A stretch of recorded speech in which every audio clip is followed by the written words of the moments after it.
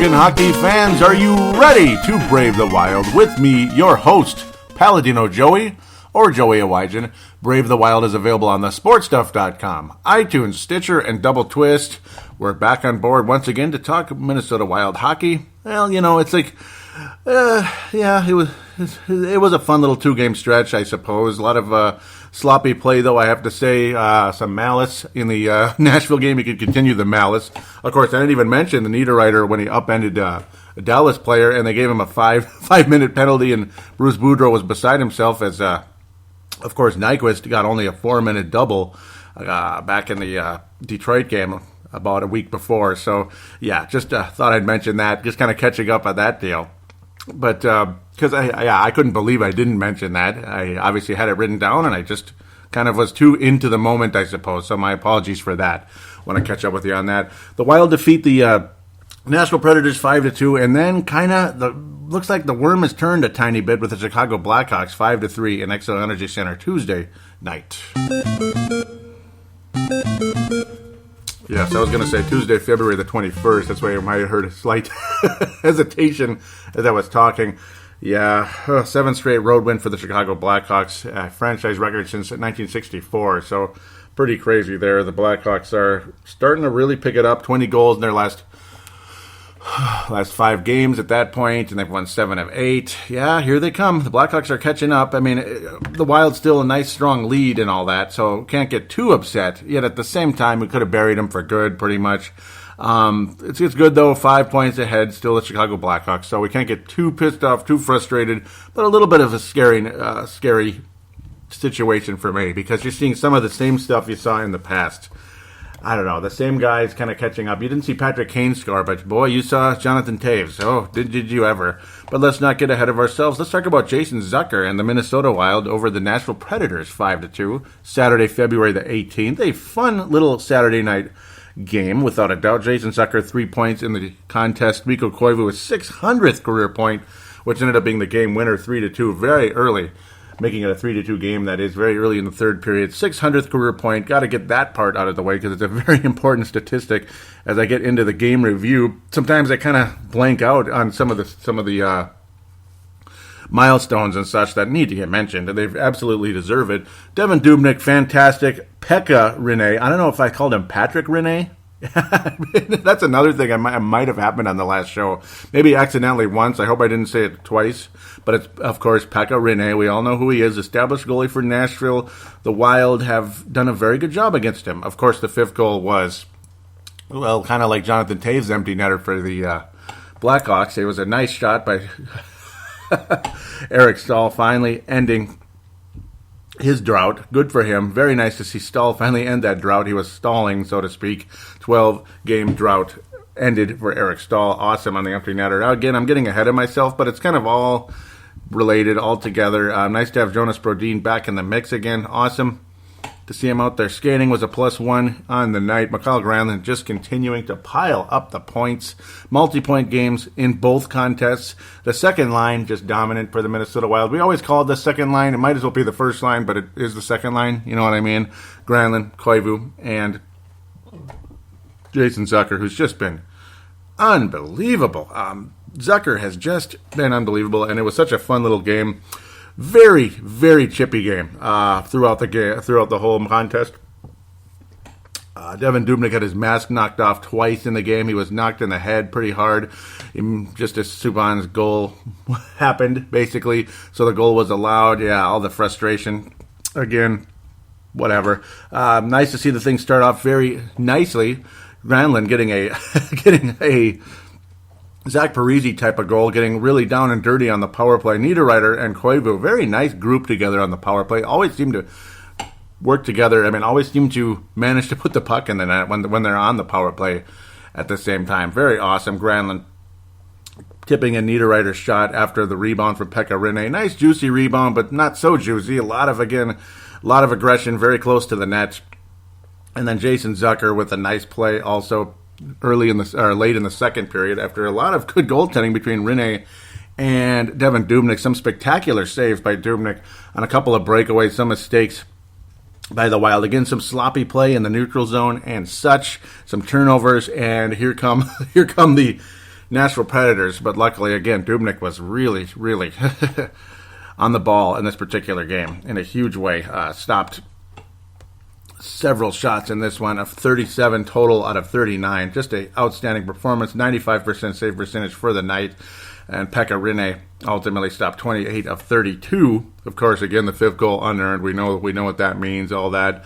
Zucker, again, a wonderful play, getting his 17th goal of the season. Granlund, again, adding another assist, just being in there on the play, and Zucker finishing, as he would finish twice in this game, through Pekka Rinne, literally through the... actually, this one, the first one was a spectacular shot over the shoulder, just putting it right in just in the exact spot again, kind of like a Jared Spurgeon's goal against Dallas not too long ago, over the shoulder and just in the right spot, the upper left corner in this case.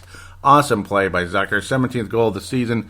And then Koivu again, the one-timer set up by Suter in this case. Well, then again, not really. It was more of a carom, I should say. Zucker had the puck, gave it to Suter. The puck kind of caromed around, and Koivu basically used the carom as if it was a nice pass. You know, just kind of like how it's been from Zucker and Granlund all season. Those nice little passes slid to Koivu from behind the net or so, and he would one-time it in there, and there it was, 17th goal of the year. Another guy with 17, as that seems to be the theme in this night. Look at this. 17th goal by Granlund. 17th goal by Zucker. 17th goal by Koivu. 17th goal by Eric Stahl. And this is at the 7-minute mark. Okay, not the 17-minute mark. Nah, shoot, I wish it was. But, oh well. 17th goal for four guys. That's kind of weird, but that's the theme of the game. Might as well just call it the 17er, because that's exactly what it was there. Yeah. Colin Wilson would end the drought, would end the shutout by Devin Dubnyk, the shutout bid, with a good number of minutes to go. 11 and a half minutes to go. Colin Wilson would finally get one past Zucker, and then PK Subban almost immediately afterward with a rifle shot, and James Neal, of course, bumped into Devin Dubnyk in the head. You thought for sure it's goalie interference, everything's going to be okay. Well, not okay, because you hope Dubnyk's all right, but at the same time, I mean, you figure, okay, it's not going to be a goal, but then apparently Neal hit Dubnyk immediately after the puck went in the net. So it's like, okay, I guess it is a good goal. And extremely frustrating, but no penalty was doled out, and that was the frustration by Boudreau. Boudreau was fine with the goal, believe it or not, but not fine with no penalty initiated by the officials on that play. Extremely frustrating. PK Subban, I don't know, just getting really chippy, kind of getting chattery as well, just making a big scene. Not a fan of him, and I don't think a lot of people are. He's a bit much. And this whole game was a bit much. I mean, just everybody getting too close to the net. It seemed like kind of really getting personal with Devin Dubnyk and Wild players in general. This is an extremely chippy game throughout the entire night. Zucker, though, immediately, a few minutes later, I should say, kind of took it to PK Subban, who basically tried to rifle the shot on net. Zucker just blocked it, took over the possession, and exploded down the ice and beat Rinne through the legs. Spectacular play right through the middle of the pads there.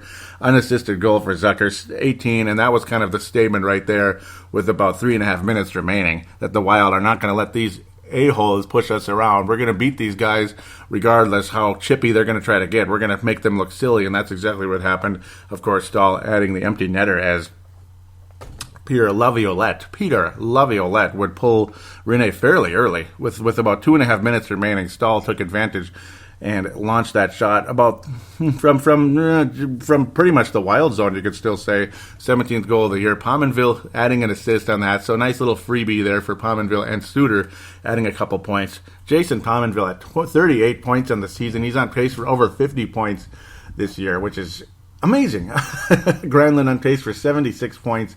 How cool is that? 26 goals. I mean, did you ever think Mikael Granlund would lead the team in goals? He's tied with Nito Niederreiter with 19 on the season. Amazing. And, of course, that's after the Blackhawks game where Granlund would get yet another multi-point game.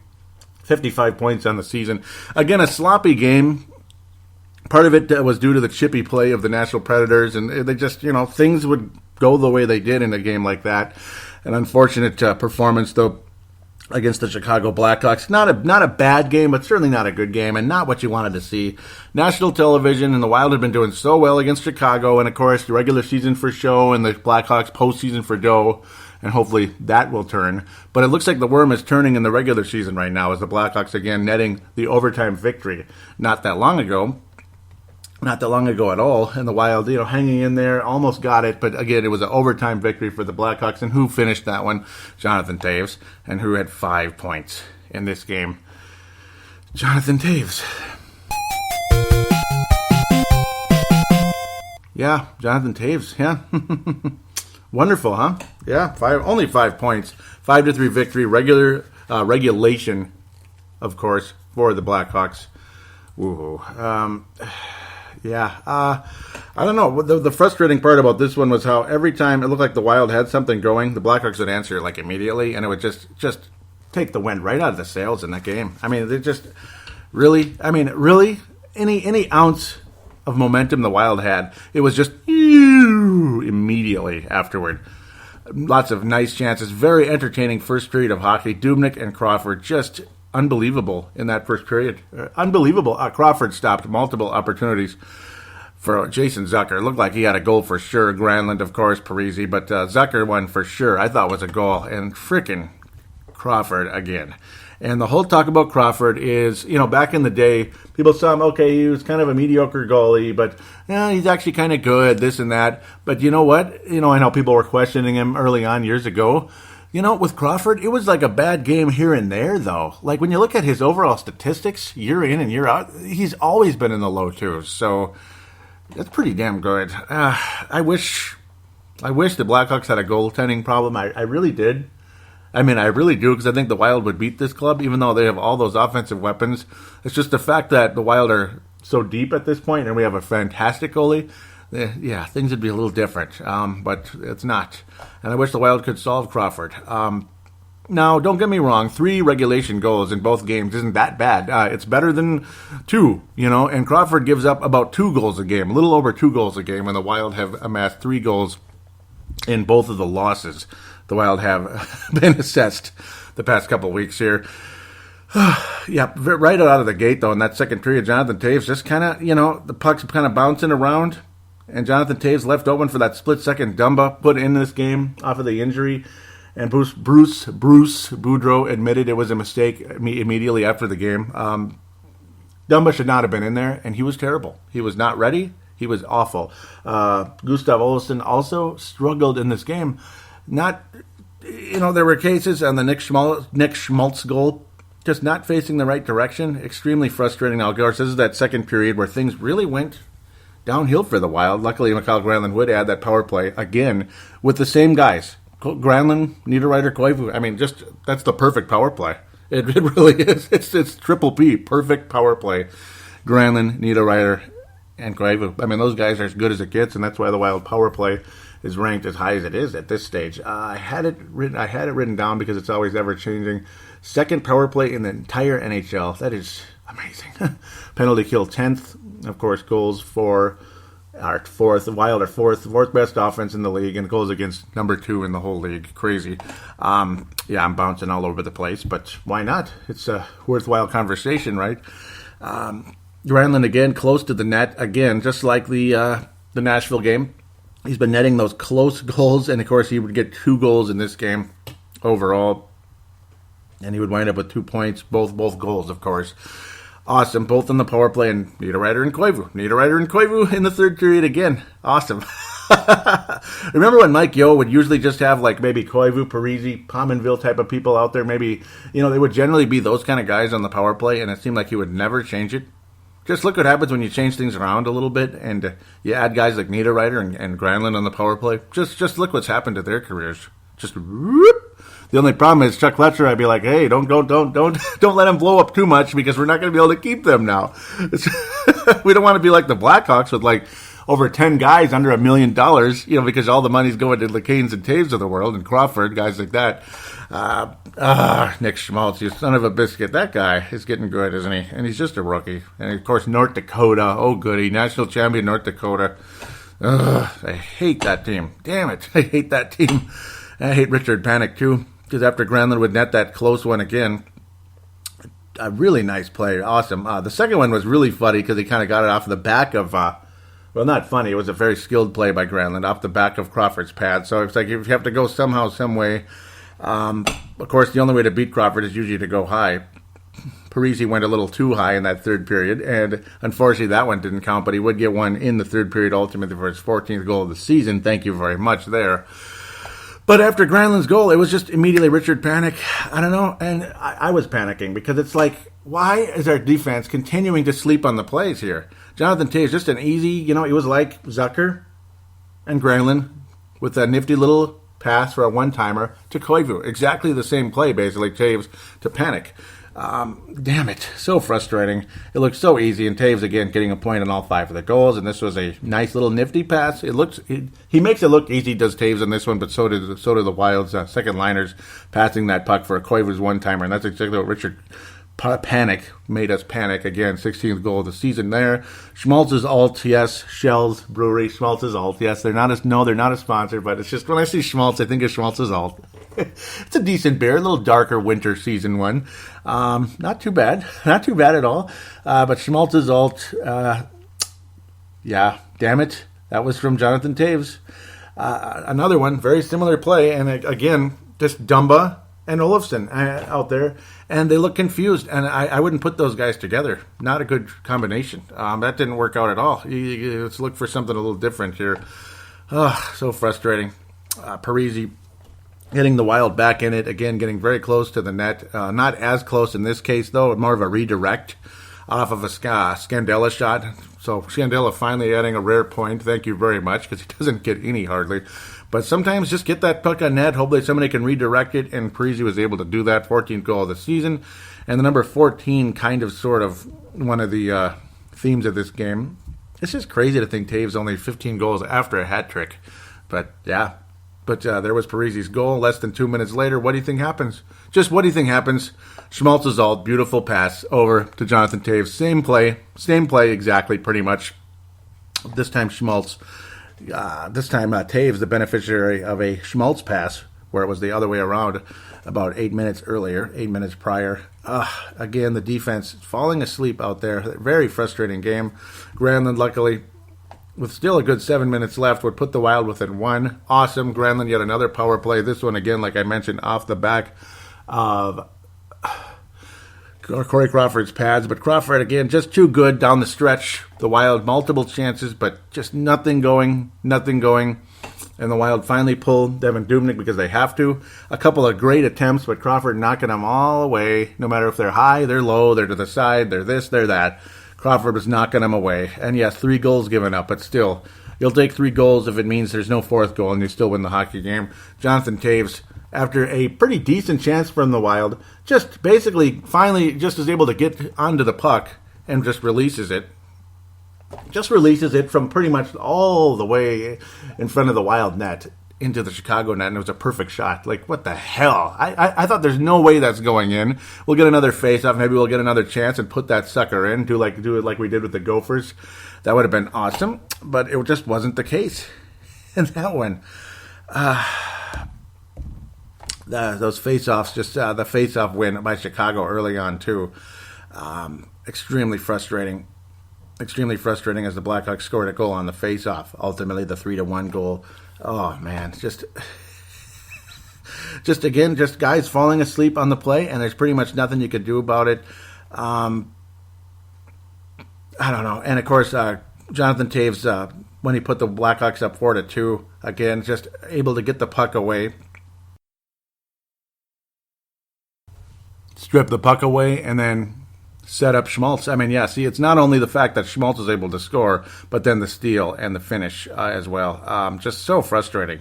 And again, nothing you can do about it. Just nothing you can do about it. And you just sit here in defeat, 5-3 loss, and you just get this feeling when the Blackhawks so easily would respond every time the Wild would score, and it just kind of reeked of the playoffs games. So that's where the frustration comes in on Wild fan line after the game. You know, the old Pat Micheletti and such. Pat Micheletti getting kind of like telling people to slow down, relax a little bit. And I understand, but still, I mean, it looked just like the Wild playoff games against Chicago, where every time you thought you had something going, they would always answer.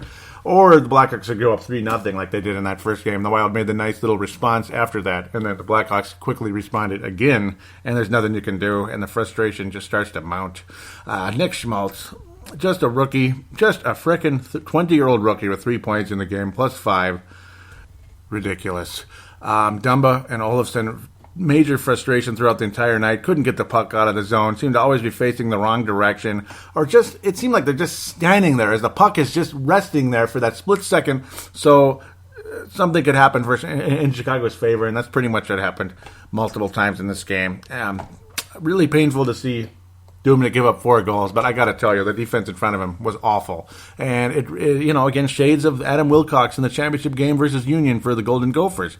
Get the damn puck out of the zone. Get it out of the crease. Just come on, please, because something's going to happen, and it did happen, and it happened and happened and happened and happened.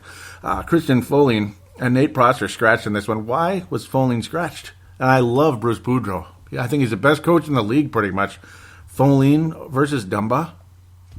I don't know. I'd take my chances, Folin and Gustav Olofsson, something like that. But or again, have Brodin and Olofsson together, who I think did very well together. A couple of Swedish defensemen. There's nothing wrong with that, eh?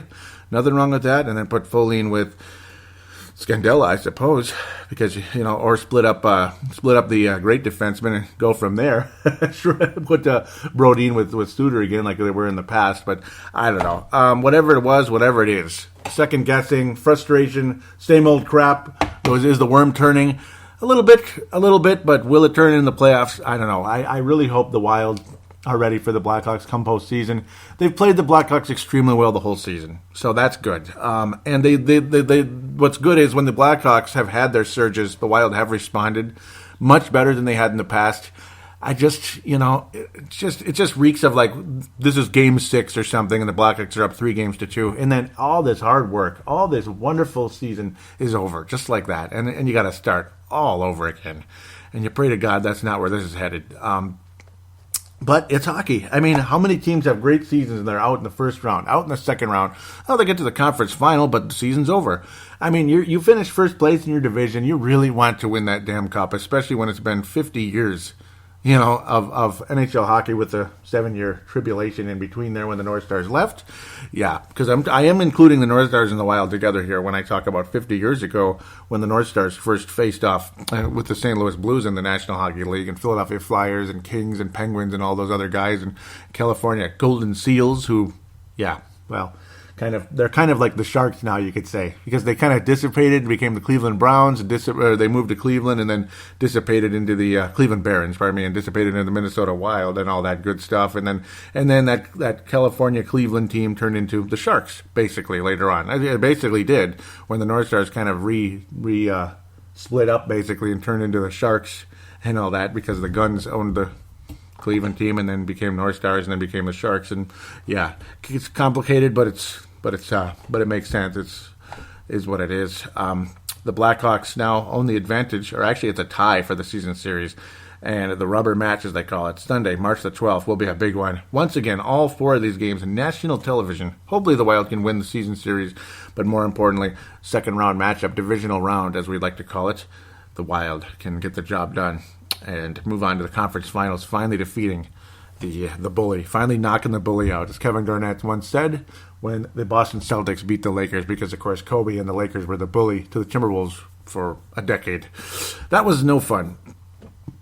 Hopefully the Wild can knock the bully out and then take 2 more bullies out along the way, but this is the big one right here. The Twins never beat the Yankees in a playoff series. The frustration mounted forever for that Ron Gardenhire group, and here we are today, many years later, still waiting for that for that worm to turn. The Wild need the worm to turn positively in the postseason, because it's turning the Blackhawks' direction in the regular season.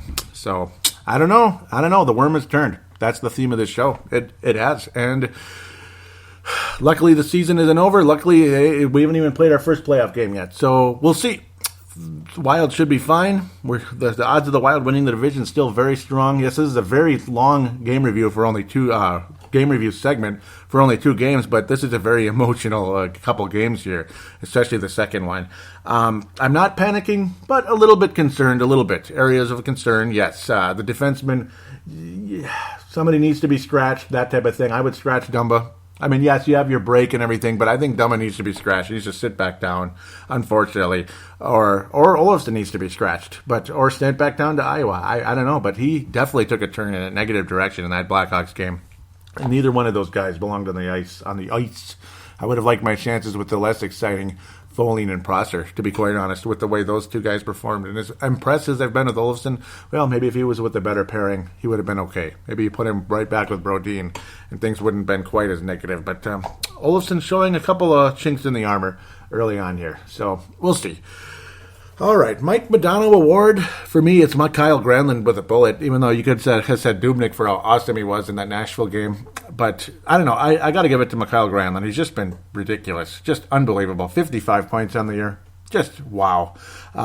He is a super duper candidate for the Mike Modano of the Year award. Pretty much him and Dubnyk have it going away at this stage. Parise's been very strong, and he got rewarded during the course of this week. Very nice to see him get a goal there. Too bad he got nailed with the high stick because the puck was too high, and there's nothing you can do. Yeah, you got it past Crawford, but it doesn't count, so I wish. But it's like, they're not going to give him the goal there. Whatever. Damn it. But Mikael Granlund on that power play, just unbelievable. And, of course, Koivu, he deserves a huge mention again. 600 career points, so congratulations to Mikko Koivu, Mr. Consistency.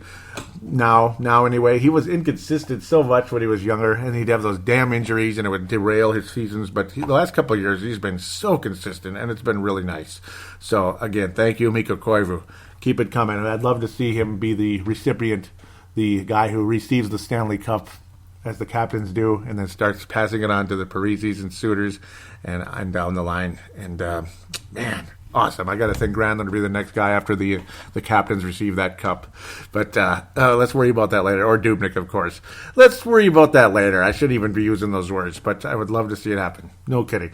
The James Tipper Memorial, I'm going to go with Olofsson and Dumba for just an awful game against Chicago. Just lousy, out of position, not even facing the right direction, just kind of slow, unaware, got fooled too many times by Jonathan Toews for my liking, and they really left Dubnyk out to dry in a lot of those cases. I mean, Dubnyk can't do everything. Clear the frickin' puck out. I almost dropped an F-bomb, but please clear the frickin' puck out. So there it is. We'll be back to talk some prospects, but of course we will be previewing a couple of games there, a good number of games. Opening things off with the Los Angeles Kings and, of course, the back-to-back LA Kings and Winnipeg Jets. Won't be surprised to see Jonathan Quick and Darcy Kemper in that one, but maybe the Wild switch things up and have Dumba go against the Dubnyk. Now I'm getting those names mixed up. God. Dubnyk go against the Kings and Kemper against the Jets. Wouldn't blame them either way in that case.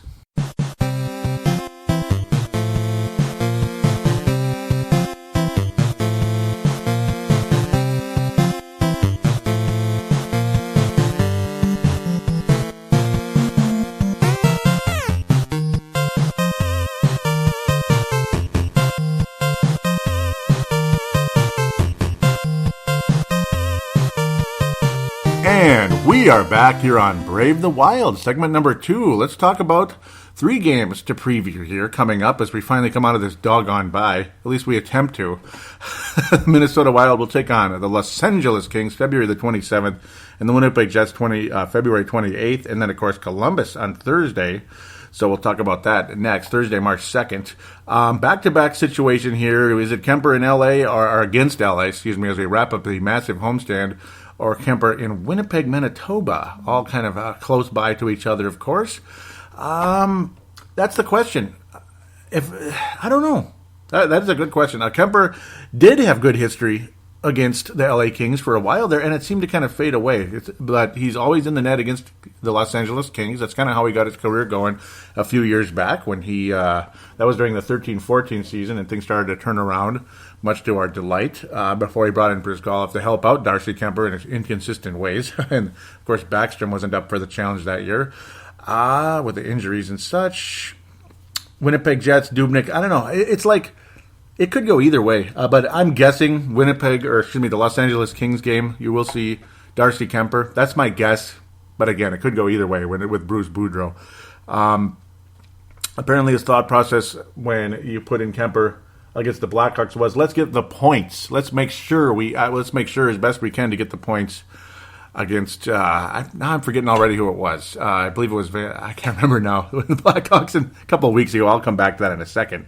I can't believe I'm already blanking about that.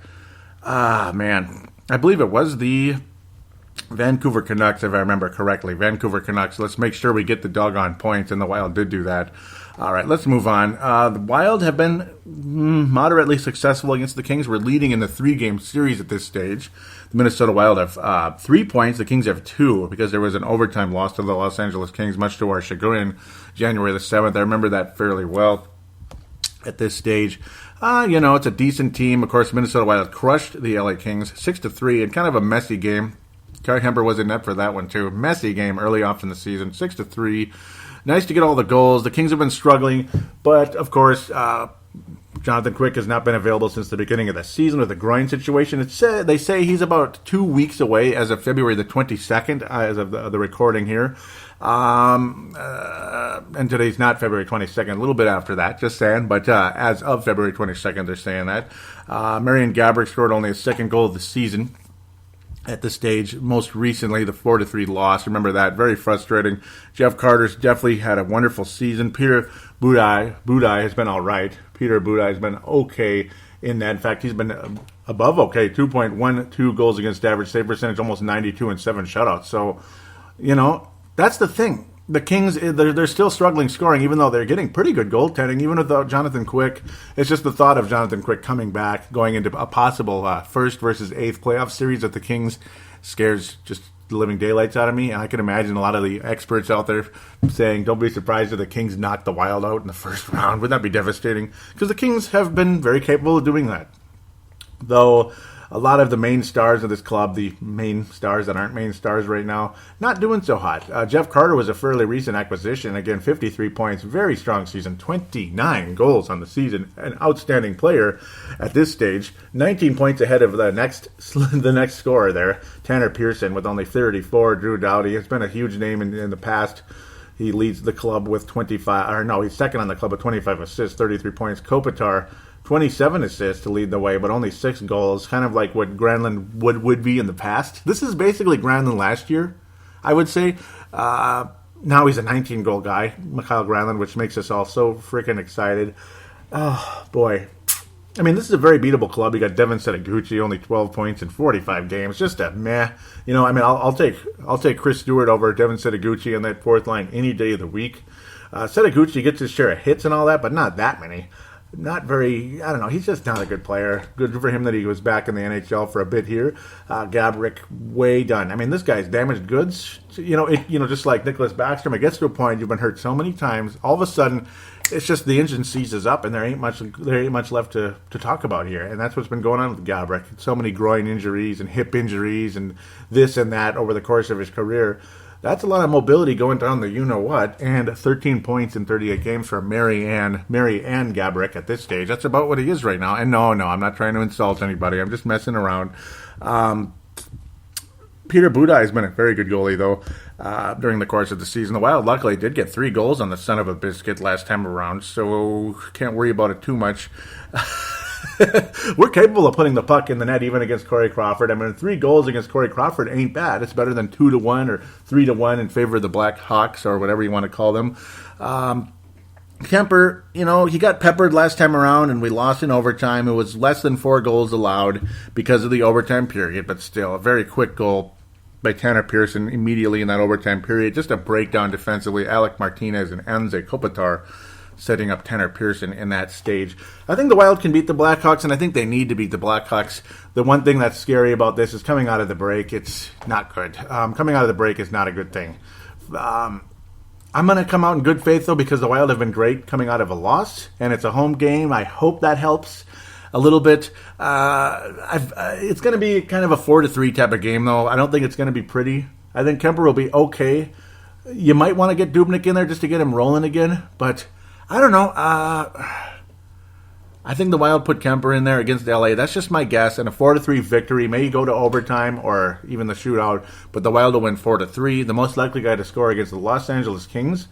Let's go with Eric Staal. Let's keep Eric Staal going. Well, he'll get another point, in my humble opinion, though. I might as well pick Granlund the way he's going, and I do believe Granlund will keep his point streak, his new point streak, moving here. It's not too big yet, but he's adding them up again. Most likely guy to score against the Kings is Eric Staal. Again, and I think the Wild win 4-3, believe it or not, in an extra period, in my humble opinion, as we wrap up the season series and win the season series on national television once again, Monday, February the 27th. Let's wrap up the month of February, the 28th. Of course, it's not a leap year because last year was the Winnipeg Jets. How about the Winnipeg Jets? Oh, goody. One of the Wild's arch rivals now because of, just because of the location and all the fans come in the building. It's annoying. It's annoying, but it's good too. It's healthy. Just like all those damn Blackhawk fans screaming and yelling when Mr. Jonathan Toews hit that empty netter from a mile away, literally from Minneapolis. He shot that puck from Minneapolis, of course. Because even though the net was in St. Paul, it was one of those type of deals. Winnipeg. They're the opposite of what they used to be. And the Kings have always been kind of a defensive team, at least lately, the last few years. More of a defensive team with Jonathan Quick leading the way, and they're still kind of that, but their offense has really gone down the tubes. Winnipeg was kind of a defensive, physical type of club. Now they're goal scorers, and they give up goals, and that's why they're struggling. They've kind of lost their identity a bit. Minnesota Wild have had a wonderful success against this team for an extended period of time now. They struggled against Winnipeg about 2 years ago, but the last year and a half here, the Wild have been great. They lead the season series 3-0, 6 points to zilch right now. Winnipeg hasn't even accumulated a single point. Minnesota won 4-3 October 15th. November 23rd, Wild went 3-1. Very good one right there with Devin Dubnyk when he was getting into the zone there, and again another one, 4-2 victory. And I do believe Devin Dubnyk will be in that on the road in Winnipeg, Manitoba. As we wrap up the month of February, the Wild have already officially won the season series because the most points Winnipeg could possibly get are 4. And I think the Wild, I think the chances of the Wild winning are good. Not great, but good. I've got a sneaky feeling they may or may not win one of these two. But right now, I'll pick a Wild win in this one too. Believe it or not, back-to-back performance, lower scoring game, in my opinion. 3-2 victory for the Wild. This will not require an extra period, and the Wild will play up 4-0. But again, don't be surprised if Winnipeg pulls this one off. Like this is their 1 out of 5 this season. And then we go into Thursday at that point and hope for the best there in Columbus, Ohio. That's not going to be an easy one as the road trip begins. The first road trip in a long time. Mark Sheffield leading the way, 62 points for Winnipeg. Patrick Lane, though, with 30 goals on the season. I would not be surprised to see him put one in the net at all because he always does. Dustin Byfuglien's been pretty good, too, the former Blackhawk. We've talked about him many times. We hate him with a passion, and he's a tough, defensive, physical son of a biscuit. Yeah, Brian Little's a solid player, too. Winnipeg's definitely been emerging, though. Patrick Lane, again, nice, young, emerging talent in this league, and good for him. 54 total points on the season. I predict a Wild's victory. We should be able to score goals in this club, but I'm going to pick 3-2. Somehow I think the Clamps are going to be down a bit. 3-2 victory for the Wild. Zach Parise will net another goal in this one, in my humble opinion. Most likely going to score against Winnipeg is Zach Parise, in my humble opinion.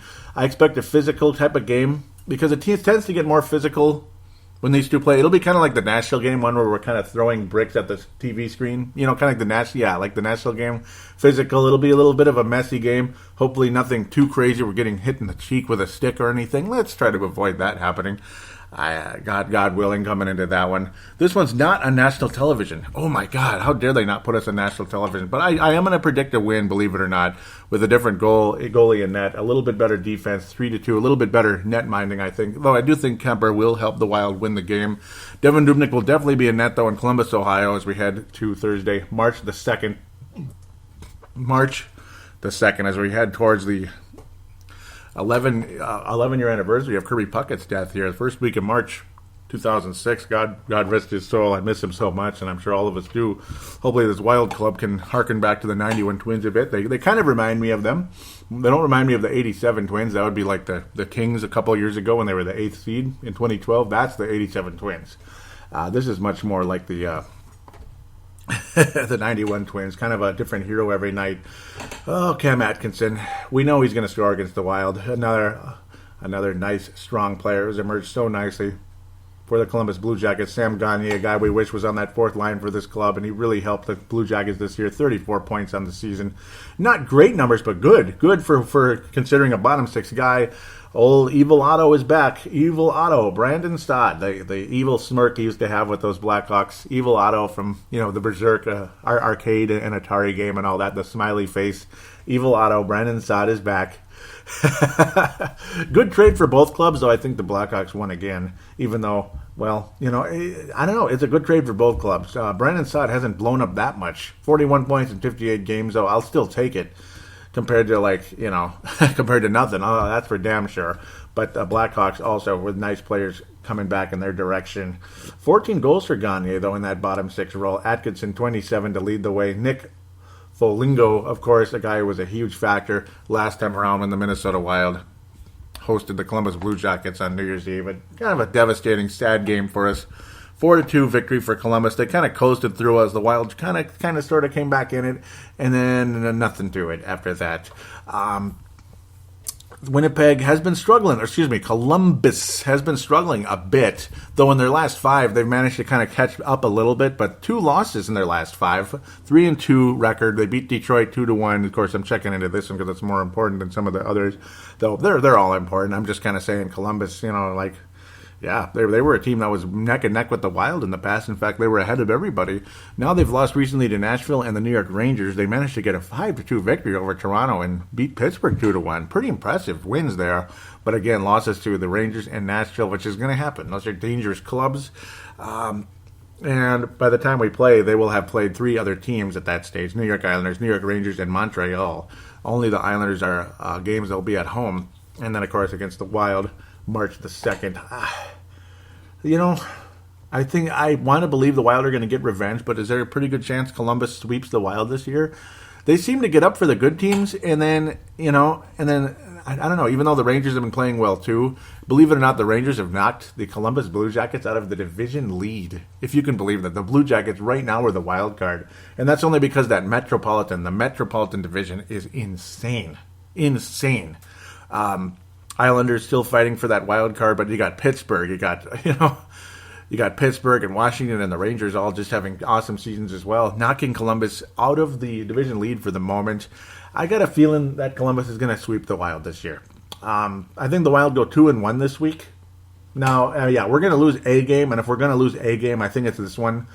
Sergei Bobrovsky, just a freaking stone wall, and even McElhinney is really good too. 2.13 goals against average, 3 shutouts for Bobrovsky this year. So not dominant in the shutout department, but consistent and solid all season. 92.5 in the save percentage all season, and McElhinney is 92.4. So it's like either way, either goalie in the net will be very solid. Just a little bit higher goals against average for Curtis McElhinney in that case. I do expect to see Sergei Bobrovsky against the Minnesota Wild. Cam Atkinson most likely got to score against the Wild. He made it look easy last time around. That son of a biscuit.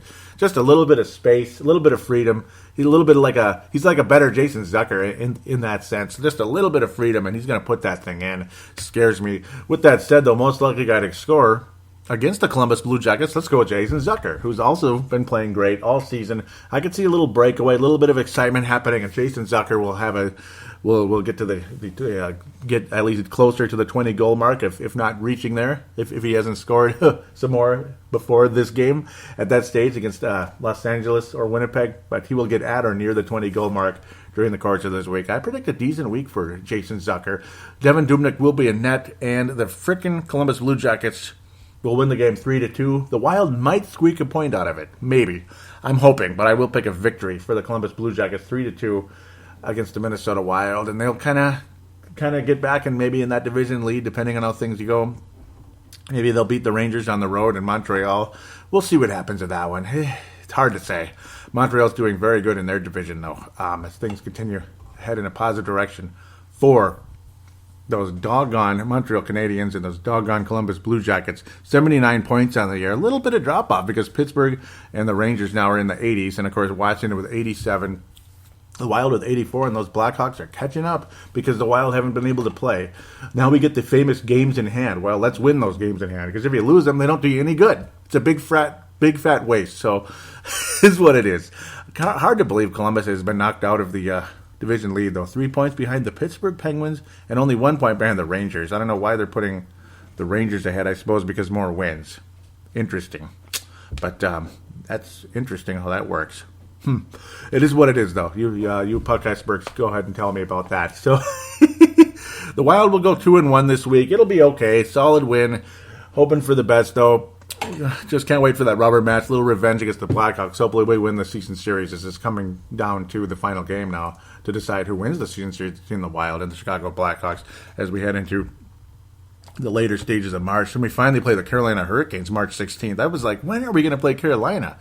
And then, of course, we play Washington on March 14th. That is a headliner. Chicago, March 12th. So, second week of March coming right up here.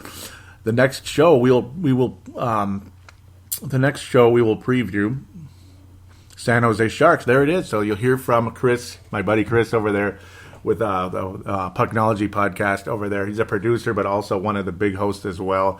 12-man operation, 12-people operation over there in San Jose, California. Pretty awesome. Love that show. Love the show, and I really loved being on it, and you'll probably see that show air. So do check it out. Pucknology should be popping up in about in the next few days here when the Wild play the Sharks. You'll hear me commentating about the Wild and the Sharks on that one. That'll be very cool. Do take a look for that one on iTunes or Stitcher out there. And, well, Double Twist as well. If it's on iTunes, it's on Double Twist. So it is what it is. Double Twist mirrors iTunes. And then Stitcher, it's, you have to put that on there yourself as a show host. So show host or producer or whichever you are. Me, I'm kind of all the above here. It is what it is. So Sharks, Blues, and Tampa Bay Lightning will be previewed, and Florida. Wow, Florida. So we're going to have the Florida two-step there. Thursday and Friday, back-to-backs, March 9th and 10th, and then Sunday. So 2 shows away, we'll talk about the Blackhawks and the Washington Capitals. Wow. And then the Carolina Hurricanes will finally play those guys. But wow, within 2 days there, Chicago and Washington. Man, that is as big as it gets. Road games, massive road trip coming up here. 5-game road trip as we head into the second week of March. Tampa, Florida, Tampa Bay, and Florida. Yep, I wasn't using that as a 1-1 thing there. Chicago, Washington, and North Carolina. The Carolina Hurricanes. We'll finally get to play those guys. I love the uniforms. I love their third jerseys. So awesome. So, okay, I'm talking too long now. Let's get on to those prospects, shall we? Well, where do we begin here? Lots of positive stuff to talk about. Of course, kind of semi-quiet weeks in the minor leagues and such, but we'll still talk about that. Let's talk about a nice article shared by Pavel Burnett. Him and Marek Skyba created a Facebook page called Minnesota Wild Players that I'm now a part of. Very happy to be part of that, an admin. Those guys created it. They are the kings of the page. They do a fantastic job. We talk about the prospects and, of course, the Wild in general. But lots of talk about the prospects and such. It's great to keep up with these guys. It's pretty cool when you know a lot of these players before they become NHL guys. Like some of us knew who Mikko Koivu was well before he came to the Wild because it was about 3 years in advance. So you get the idea. But really love the page. MNW players like Minnesota Wild Players. An awesome Facebook page. Very happy to be a part of that. Do join that. Also, don't forget to join the Brave the Wild Facebook page. It is facebook.com/Brave the Wild, facebook.com/Brave the Wild, and @Brave the Wild is the Twitter account. All of this information will be in the show description, including the call-in line. We'll talk about that as we wrap the show up. So let's hop into the prospects because that's lots of cool stuff. A TSN article was shared by Pavel on the Minnesota Wild Hardcore page as well out there. I was able to share it on the page. I don't know. He was having trouble getting it on there for some reason. So I don't know. Maybe it's something with his internet over there in the Czech Republic. So the top 50 players not skating in the NHL at this stage. So literally like prospects. They are already drafted. See, that's the whole point. Guys that have been drafted, not somebody that's 16 years old and going to be number 1 overall for the Colorado Avalanche or something like that, or whatever. Well, 16 or 18 years old. You get the idea. Guys that haven't been drafted yet and are looked on to be superstars in the future. Well, top 50, 4 of our guys made it. 4 of our guys made the top 50, and Kirill Kaprizov 5th overall. That is pretty damn good. 5th overall. Do you realize how good that is? Do you realize how, these are some good players out there. It's extremely exciting to be able to say that. 5th round pick. The Wild haven't had a 5th round pick really do anything. Carson Soucy might be another one, maybe. Duluth. We'll talk about him a little bit. Duluth Bulldogs. Not much of a point guy, more of a physical tough guy, but he does a good job for the Bulldogs, and I do believe he will be headed at least into the Wild's minor league systems. We'll be talking about both of them, a little bit about the Quad City Mallards as well, the ECHL's finest Quad City Mallards. All right, let's get on with it. Yule Eriksson Ek. Yuletide. Yes, Yuletide. I'm sorry. 13th overall in the top 50. Luke Cunnin, who we got reintroduced to yesterday. Yeah, he's on the other side right now. He's on the east side of the river wearing those stinking red jerseys that say Wisconsin on them. And the Badgers beat the freaking Gophers. Shearhorn only faced 15 shots and gave up 3 goals. And, of course, the Wisconsin only giving up 2 off of the Gophers' powerful, just pepper job, 36 shot attempts on net, stopped 34. Damn. Very frustrating that the Wild were unable to get anywhere with this one. It's like for some reason I'm forgetting the I'm forgetting the goalie's name for Wisconsin. We could come back to that very shortly here as I bounce around. Yeah, because we're not really talking about the college players at the moment. But it's just that Luke Cunnin is 25th overall. You'd think he'd be higher, but then again, we're talking some really good players. And then, of course, Jordan Greenway, Boston University, the guy they refer to as the Beast and everything, have been continuing to pick up the statistics a bit. 47th overall, so he did make the top 50, but Kirill Kaprizov, 5th overall, a 5th-round pick. Kirill Kaprizov. Again, Carson Soucy's the only notable one at this stage because so many others. You look in the Risebrough era, and also in the Fletcher era. Now, of course, Risebrough. Just about nobody after the first round made it to the NHL ever, and oftentimes the first-round picks were busts. So Doug Risebrough, the fact that he lasted 10 years, I couldn't tell you again why the hell that guy lasted as long as he did. I mean, geez. Could you please pick somebody that works out? And then Mr. Fletcher may have his third 7th-round pick that might make it to the NHL. At least make it. Now, of course, Eric Hall is a very strong contributor to the Minnesota Wild. I'm a gigantic fan of his, and he's never been sent back down to the AHL since he was brought up a few years back, about 3 years now, already the 13-14 season, the year the Wild played Colorado and Chicago, one of the MVPs of that postseason. And then, of course, Tyler Gravock, yeah, he's been a debated individual with the Bruce Boudreau camp of late. Getting frustrated with him. You're just seeing a guy that can score goals in the NHL on occasion, when he, just once in a blue moon. Generally, though, not really a factor out there. No assists all year. He had some nice passes at some points that weren't finished, unfortunately.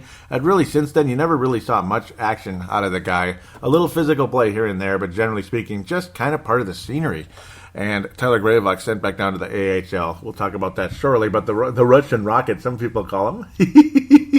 Pavel called him the Russian Rocket. There you go. But then they come back, conversation about how he's not that fast. But Dmitry Sokolov watch, the Sudbury Wolves. He added 2 goals last night. Now 42 on the season. Outstanding without a doubt. He's in the 60s now in points. I had it up in front of me. He has just been... He's been outstanding for the Sudbury Wolves. Oh, the Ontario Hockey League. It's fun how all the apps work the same and they all work nicely. The OHL app, the ECHL app, and the AHL app. You can keep up with all that. I'm not using that at the moment because it's better to have it in front of you on the screen. 63 total points, 53 games, Sudbury Wolves.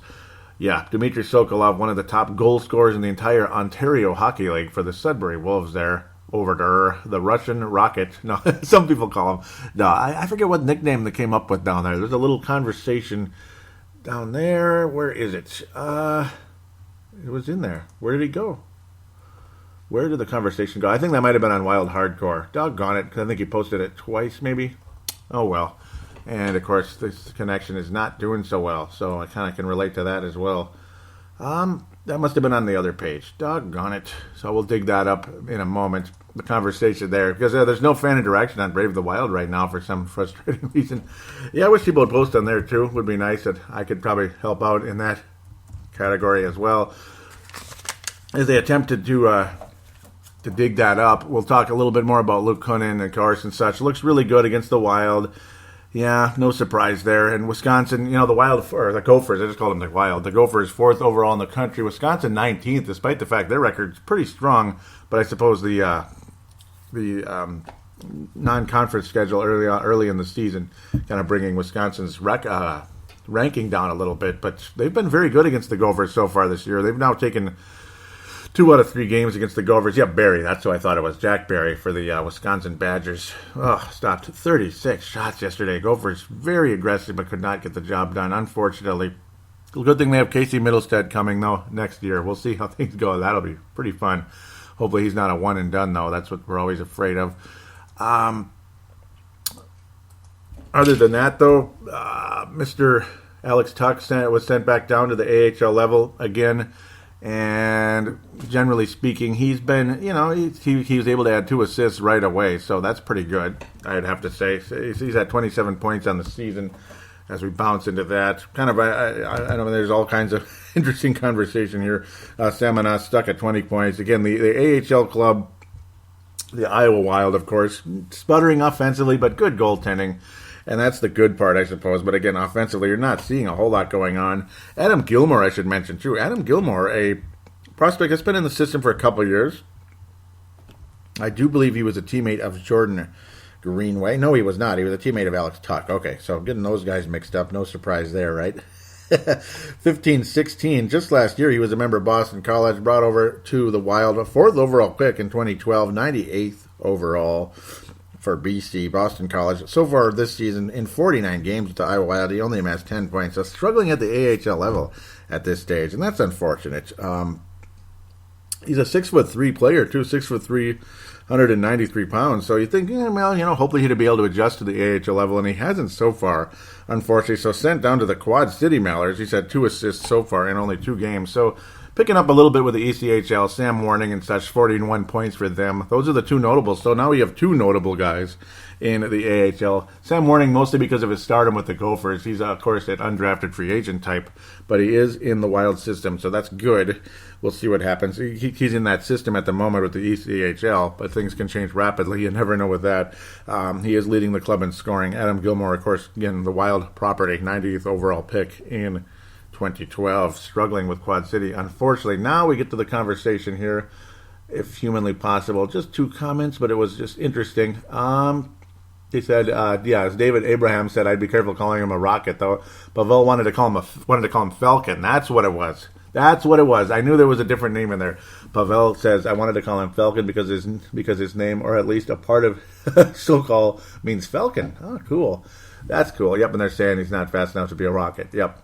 But he is a Falcon. Okay, so the Falcon, the Russian Falcon, so-called, the Russian Falcon, 41 and 42 just last night for the Sudbury Wolves. I was very pleased to see that. He's had numerous hat tricks this year. Sam Warning had a hat trick for the Quad City Mallards as well a couple weeks back. That was when Chance Kostick, my brother-in-law, introduced me to Pavel. He said, hey, you're really into the prospects, aren't you, Joey? I should introduce you. He's probably, of course, listened to the show and how I do talk prospects as we wrap the show up every week, and God, I love talking about these guys. It's so enjoyable. But again, not a whole lot to talk about regarding the AHL and such. It's more just the excitement with the prospects, and of course, again, the Russian Rocket. He's kind of the feature presentation. Avery Peterson of the Duluth Bulldogs. We'll get an article from Pavel. Remember last week we talked about Luke Kunin. What a good job that was. Lots of good analytics. But it's been busy, and he's not been feeling well as well. So it's just starting to get better, I hope, for him. So unable to deliver the article this week. And again, that's totally understandable. That's how it goes. I mean, if you're not feeling good, you're not feeling good, and you should never have to feel pressure with that. And, there's always so much information anyway, so I can keep up with things. I can go a different direction if need be. Eventually we'll get an article about Avery Peterson. Very interesting story with those Duluth Bulldogs over there. Yep. Luke Kunin did get an assist last night in those 3 goals from Wisconsin. That's about it. Been kind of quiet. Jack Sedek never scores. He's just kind of a physical presence, but only a freshman with the Golden Gophers there, or sophomore actually. Nick Bolcott hardly ever scores for Michigan again. Koprzov's continuing to play strong over there in Russia. Tuck a couple assists. Luis Belpedio not playing this weekend, unfortunately, at the moment with the Miami, Ohio over there. Been hurt, I suppose.